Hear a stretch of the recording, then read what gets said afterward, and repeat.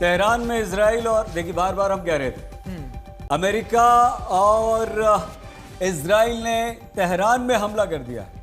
ये तस्वीरें हम आपको दिखा रहे हैं, तस्वीरें भी आ रही हैं। इजराइल की तस्वीरें क्यों नहीं आती? तस्वीरें भी यहाँ पर आ रही हैं। हम खबर एक बार बता देते हैं आपको। तेहरान में इजराइल और अमेरिका ने एयर स्ट्राइक की है, बड़ा हमला किया है। काफ़ी देर बाद ये हमला हुआ है और सबकी निगाहें इसी पर थी कि इजराइल और अमेरिका की तरफ से कुछ रिटेलिएट क्यों नहीं हो रहा है, हमला क्यों नहीं हो रहा है। पहले उन्होंने हमला किया, ज़बरदस्त हमला किया, 600 ठिकानों पर हमला किया और उसके बाद अब ये सुमित। बिल्कुल, अगर आप दोनों हमलों को कंपेयर करें, क्योंकि आपने पूछा कि इजराइल पर हमले की तस्वीरें क्यों नहीं आ रही, बेरशेवा से तस्वीरें आई हैं, तेल अवीव से तस्वीरें आई हैं, और ऐसा नहीं है कि ईरान के सारे हमले निष्क्रिय किए जा रहे हैं। कुछ मिसाइलें वो भी लगातार दाग रहे हैं जो इंटरसेप्ट करने में इजराइल के डिफेंस सिस्टम नाकाफी हो रहे हैं, और वो शायद उनके इकोनॉमिक जोन्स में, बेरशेवा एक बहुत बड़ा इकोनॉमिक इंडस्ट्रियल हब है, इसके अलावा तेल अवीव एक बड़ा इकोनॉमिक हब है, और इन्हीं जगहों पर अटैक किया जा रहा है। अब दूसरी बात अगर आप बात करें, कंपैरिजन कर रहे हैं, अमेरिका और इजराइल क्या कर रहा है। अमेरिका और इजराइल का सबसे पहला फोकस था रिजिम चेंज को, यानी पूरी लीडरशिप को मारना। फिर उन्होंने नए फेज की शुरुआत की, उन्होंने तेहरान को, खासतौर पे सेंट्रल तेहरान की बात कर लीजिए, आप बात कर लीजिए कि सेंट्रल के साथ साथ ईस्ट और वेस्ट के इलाके, वहां पर अटैक किए। वहां क्योंकि वहां पर आईआरजीसी के कमांड कंट्रोल सेंटर, जिनकी जिम्मेदारी होती थी कि तेहरान की सिक्योरिटी को रिव्यू करना, बैलिस्टिक मिसाइलों के आप कैसे उनकी लॉन्चेस को अटैक किया गया। अब वो मल्टीपल अटैक कर रहे हैं साउथ के इलाकों में, बंदर अब्बास का इलाका हो, आप नेवल फ्लीट्स के इलाके हो, तो वो फेज वाइज तरीके से अटैक किया है। ईरान जो है वो मल्टीपल रॉकेट्स दाग रहा है, और उसका मकसद सिर्फ और सिर्फ इजराइल या अमेरिका का एक पर्टिकुलर बेस नहीं है। उसका मकसद यह है जो भी जहां से हमला कर सके उन बेसिस पर हमला किया जाए, चाहे वो कॉन्सुलेट हो, चाहे उनके आपके मिलिट्री इंस्टॉलेशंस हो, चाहे उनके ऑफिसेज भी हो। ईरान इस समय सारे फ्रंट पर लगातार अटैक कर रहा है, और उसके पीछे का मकसद यही है कहीं भी उसको एक लूप होल मिले, कहीं पर भी उसको एक जगह मिले तो वो ज्यादा से ज्यादा अमेरिका को डैमेज प्रोवाइड करा सके। और यही वजह है कि देखिए हम इतने बड़े इलाकों के अंदर लेबनान में हिजबुल्लाह के ठिकानों पर भी हमले की खबर आ गई है। इसका मतलब ये हुआ कि इजराइल और अमेरिका की तरफ से अब ज़बरदस्त हमले भी शुरू हो चुके हैं। हवाई हमले में भारी नुकसान हुआ है, इजराइल ने ये हमला किया है, लेबनान के ठिकानों पर हमला किया है। अब से कुछ देर पहले ये खबर आई थी कि इजराइल और अमेरिका की तरफ से ये एडवाइजरी जारी की गई थी कि लोग हट जाएं, कम से कम जो लोग वहाँ पर हैं आसपास हिजबुल्लाह के ठिकानों के आसपास वो हट जाएं। ये एक्सपेक्टेड था अशरफ कि इजराइल और अमेरिका की तरफ से इस तरह से होगा जिस तरह से सुमित कह रहे हैं कि फेजेस में हमले दोनों तरफ से हो रहे हैं। दरअसल सईद, जो पिछले 2 साल से जो युद्ध चल रहा है गाज़ा में, जो उसकी शुरुआत हुई थी जब अक्टूबर 7 में 2023 में इजराइल पर बहुत बड़ा आतंकी हमला हुआ था, उसके बाद लगातार जो जितने भी बाजू हैं रेजिस्टेंस एक्सेस के, जो जिसका दोषी और जिसका खुले तौर पर समर्थक जो ईरान रहा है, चाहे उसमें हुतीज़ हो, उसमें हमास हो, उसमें हिजबुल्लाह हो, ये 3 बहुत बड़े पावर थे ईरान के, जो इजराइल को दशकों से चुभ रहे थे और तंग भी कर रहे थे। बहुत उनके कमांडर्स का सफाया किया गया, चाहे हम हिजबुल्लाह की बात करें, चाहे हमास की बात करें या हुतीज़ की बात करें, लेकिन ख़त्म नहीं कर पाया इजराइल उनके ताकत और उनके हौसले को।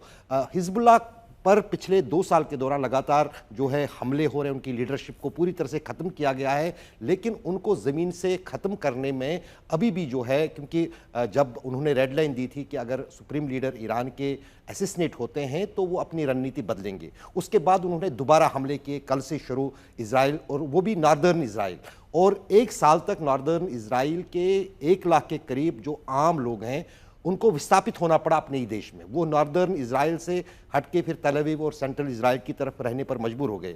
और अब दोबारा अगर ऐसी परिस्थिति इजराइल के लिए खड़ी होती है, वहाँ से उनको नागरिकों को निकालना पड़ेगा, तो वो कितनी बड़ी एक फजीयत होगी इजरायली सेना के लिए और सरकार के लिए। तो जाहिर है इसलिए वो चाहता है कि एक बार फिर जो है, अब ये भी खतरा लग रहा है कि लेबनान में अब इन्वेजन भी कर सकता है इजराइल, क्योंकि हिजबुल्लाह को एयर स्ट्राइक से खत्म नहीं किया है, वो इन्वेजन भी बहुत इंपॉर्टेंट है। अशरफ, हम सुमित आप हमें ये बताइए, आप तो खैर होकर भी आए हैं ईरान, लेकिन हमें ये बताइए कि अमेरिका जैसा महाशक्तिशाली, सबसे शक्तिशाली देश, और उसकी सेना के आगे ईरान कहीं नहीं है, साथ में इजराइल मिला हुआ है, 2 ही मान लो, अभी बाकियों को तो अलग कर दो आप।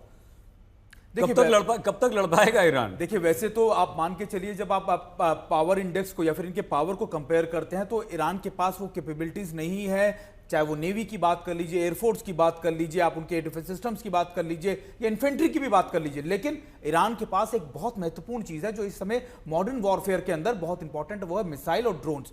दोनों की क्षमताएं ईरान के पास कितनी? बेहतरीन है और वो भी इंडिजीनियस है, यानी वो खुद डेवलप कर सकते हैं। और ये इतनी है कि आप कम से कम अगर वो लंबे समय तक रोज अगर 100-200 मिसाइलें भी दागे तो अगले कुछ दिनों तक, कुछ आप कह सकते हैं कि करीबन 15 दिनों तक तो ईरान इन इलाकों के अंदर बहुत ज्यादा तबाही मचा सकता है।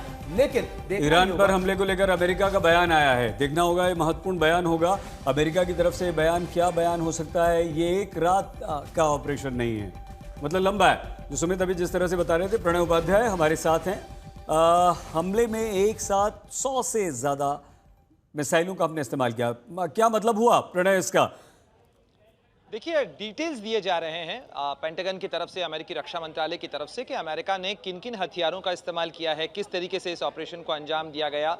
और इसके अंदर बताया गया कि किस तरीके से जो डिफरेंट प्लेटफॉर्म्स हैं, चाहे वो एयरक्राफ्ट कैरियर्स हों, जिस तरीके से मिसाइलों का इस्तेमाल किया गया, कौन कौन से बॉम्बर्स थे जिनका इस्तेमाल किया गया। तो ये एक वेल कोऑर्डिनेटेड, एक बड़ा व्यापक अभियान है अमेरिकी रक्षा मंत्रालय का, अमेरिकी सेना का, जिसको इस समय अंजाम दिया जा रहा है। और साथ ही एक मैसेज देने के लिए भी था कि ये ऐसा नहीं है कि जो नुकसान हुए हैं या एयरक्राफ्ट गिर गए हैं 3 कुवैत के अंदर, या कुछ सैनिकों की मौत हुई है तो इसके बाद अमेरिका घबराया हुआ है और अमेरिका इस ऑपरेशन को रोकने जा रहा है। ये एक मैसेजिंग का भी खेल होता है जब ऑपरेशन इस तरीके के चल रहे होते हैं, एक सैन्य अभियान या कार्रवाई चल रही होती है। तो अमेरिकी रक्षा मंत्री खुद सामने आए और साथ ही जो जॉइंट चीफ ऑफ स्टाफ हैं उनके डैन केन, वो सामने आए और उनकी तरफ से ये कहा गया कि इस ऑपरेशन के अंदर हम न केवल सैन्य तैयारी के साथ गए हैं बल्कि एक ऑब्जेक्टिव के साथ गए हैं। जो बयान आपने अभी चलाया कि ये एक रात का ऑपरेशन नहीं है, यानी एक शॉर्ट टर्म ऑपरेशन नहीं है, एक ऑब्जेक्टिव लेकर, एक लक्ष्य को लेकर हमने इस ऑपरेशन को शुरुआत किया है। और इसीलिए हम ईरान के लोगों को भी बताना चाहते हैं कि इस ऑपरेशन को हम अंजाम तक पहुंचाएंगे, ये अमेरिका कहना चाहता है इस पूरे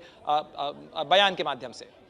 ठीक है अशरफ और सुमित, मैं आप दोनों से ये समझना चाहता हूँ कि अगर अमेरिका ठान ले जहाँ जहाँ से हमले हो रहे हैं ईरान की तरफ से, या ईरान के कुछ और पॉइंट्स को वो चिन्हित करे और वहाँ पर हमले करे, तो एक साथ सब कर सकता है। लेकिन ये एक रात का ऑपरेशन नहीं है, हम धीरे धीरे हमले करेंगे, हम ईरान को जवाब देंगे।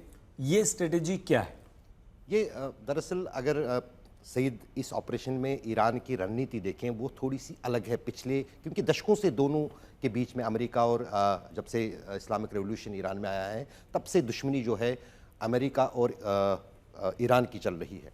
लेकिन यहाँ पर जो सबसे कमज़ोर नस है उसको ईरान ने पकड़ा है। उसने न सिर्फ उसके लिए उसने आर्थिक इंटरेस्ट्स हैं, जो कमर्शियल इंटरेस्ट्स हैं अमेरिका के, उनको निशाना बनाया। यही वजह है कि उन्होंने दुश्मनी एक तरह से ले ली मूल के सभी अरब देशों में, चाहे दुबई हो, चाहे यूएई हो, चाहे कुवैत हो, चाहे बहरीन हो, उन सभी पर उन्होंने वहाँ के नागरिकों को ईरान ने निशाना नहीं बनाया। उनके साथ उनकी कोई दुश्मनी नहीं है, बल्कि जो अमेरिका के इंटरेस्ट वहाँ पर है, चाहे उसमें अमेज़ॉन का जो डाटा सेंटर है वो हो या फिर जो 5th फ्लीट की बेस है, तो उन पर निशाना बना के जो है कहीं ना कहीं आर्थिक इंटरेस्ट्स को निशाना बना के कहीं ना कहीं इकोनॉमिक वार जो है वो ईरान छेड़ना चाहता है ताकि वो कमज़ोर पड़े अमेरिका और इस युद्ध को रोके। सुमित, कितना सहमत हैं आप और इसको कैसे देखते हैं आप? देखिए बिल्कुल, अगर आप इन दोनों चीज़ों को देखें, ऐसा नहीं है कि कारपेट बॉम्बिंग ही आपका अल्टीमेट सोल्यूशन होगा। अमेरिका कर सकता है लगातार कारपेट, लेकिन उसने करके देख लिया 2025 में भी कि उसने लगातार इन न्यूक्लियर इनरिचमेंट साइट्स को अटैक किया, लेकिन हुआ कुछ नहीं। तो ऐसे में इस समय इजराइल और अमेरिका की स्ट्रैटेजी है कि पिन पॉइंटेड लोकेशंस पे टारगेट करना। और अभी ईरान ने भी अपनी स्ट्रैटेजी में बदलाव किया। उसने एक ही जगह पर अपने सारे के सारे कमांड एंड कंट्रोल सेंटर नहीं रखे, उसने लोकल कमांडर्स को डिस्पर्स कर दिया मोबाइल बैटरीज के साथ, ताकि वो ज्यादा से ज्यादा अटैक कर सके अमेरिका और इजराइल पर। आज तक युद्ध की ये नॉन स्टॉप कवरेज लगातार जारी है।